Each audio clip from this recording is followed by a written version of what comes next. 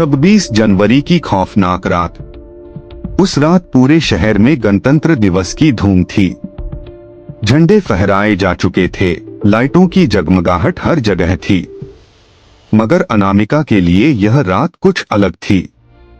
वह अपने दोस्तों के साथ देर शाम एक पुराने किले की तरफ निकली, जो शहर से दूर वीराने में था। कहा जाता था कि उस किले में सालों पहले एक राजा की हत्या कर दी गई थी और उसकी आत्मा आज भी वहां भटकती है।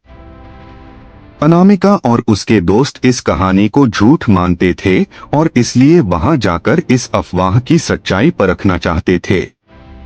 जैसे ही वे किले के भीतर दाखिल हुए, सन्नाटा छा गया। चारों ओर सिर्फ हवा की सरसराहट सुनाई दे रही थी। किले की टूटी फूटी दीवारें और अंधेरे कोने रहस्यमय लग रहे थे।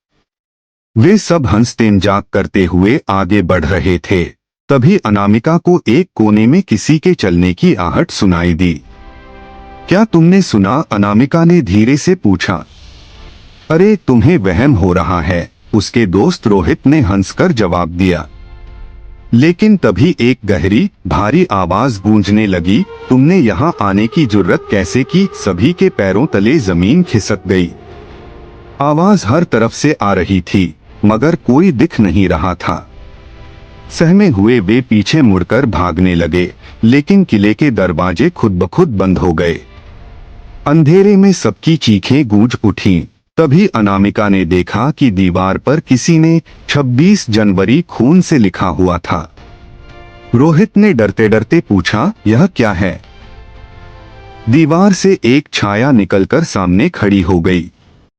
वह एक काले कपड़े में लिपटी आकृति थी।